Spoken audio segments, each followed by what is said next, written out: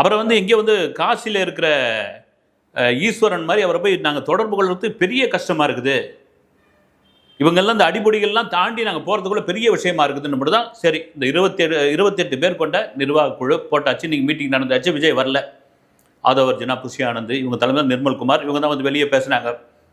இதெல்லாம் தாண்டி இந்த இந்த நிர்வாக குழு கூட்டம் இது மேலே வைக்கிற சம்பவங்கள், இது மேலே வைக்கிற விமர்சனங்கள், பொதுவாக முக்கியமான விமர்சனமாக அதை நம்ம பேசுகிறது என்னென்னா, இது எல்லாரும் இந்த 37 குடும்பங்கள் வந்து மீட் பண்ணிவிட்டு கரூர்லேருந்து வந்து இங்கே மீட் பண்ணிவிட்டு போயிருந்தாங்க. அவங்கள எல்லாரும் இப்போ வரைக்கும் மீடியா பைட்ஸ் எடுத்துக்கிட்டு இருக்காங்க, பேட்டி எடுத்துகிட்டு இருக்காங்க. எல்லாரும் சொல்கிறது என்னென்னா, விஜய் ரொம்ப மெலிஞ்சு போயிருக்கார், தாடியோடு இருக்கார், அவரை பார்க்கறதுக்கே மனசு கஷ்டமாக இருக்குது, அவர் நெடுஞ்சான காலில் விழுந்தார், ரொம்ப வருத்தமாக இருக்குதுன்னு.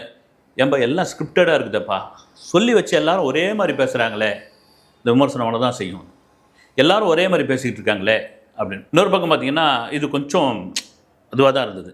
யார் பண்ண வேலைன்னு தெரியல. வந்து ஒவ்வொரு குடும்பத்தார்கிட்டையும் 10 நிமிஷம் அவர் வந்து அழுதார், 10 நிமிஷம் பேசினார், 10 நிமிஷம் அழுதார். 36 குடும்பம், 360, கிட்டத்தட்ட 6 மணி நேரம். ஒரு மனுஷன் 6 மணி நேரம் தொடர்ச்சியாக அழுதாங்கன்னா அவங்க வந்து கின்னஸ்க்கு அப்ளை பண்ணலாம். இதெல்லாம் என்னங்க வந்து இது மாதிரியான விமர்சனங்கள்லாம் ஏன்?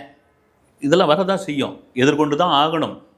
இதை எதிர்கொண்டு தான் ஆகணும். அதே சமயத்தில் இன்றைக்கி நிர்மல்குமார் என்ன சொல்லியிருக்காருன்னா, இந்த 37 குடும்பத்தை நாங்கள் கூட்டம் வந்தோம் இல்லைங்களா, அவங்கள வரவிடாத அளவுக்கு 2 விதமாக அவங்களுக்கு வந்து ஒரு மிரட்டல், 2 விதமாக அவங்களுக்கு மிரட்டல் வந்தது.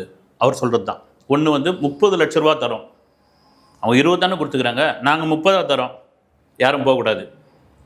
நீங்கள் போயிட்டு திரும்ப இந்த ஊருக்கு தானே வந்தாகணும், நீங்கள் வெளியூருக்காரங்களா என்ன, மாமல்லபுரம் போயிட்டு அங்கேயே தங்கிட்டு போகிறீங்க, இங்கே தானே வந்தாகணும், வந்த பிறகு நாங்கள் பார்த்துக்குறோம்.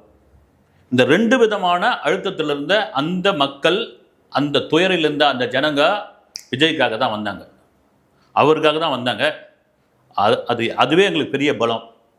இது ஒரு பக்கம் இருக்கும்போது, சரிங்க, இந்த 28 பேர் கொண்ட ஒரு குழு, இந்த குழுவை வந்து விஜய் தான் உட்கார்ந்து இந்தந்த பேருன்னு டிக் பண்ணார்,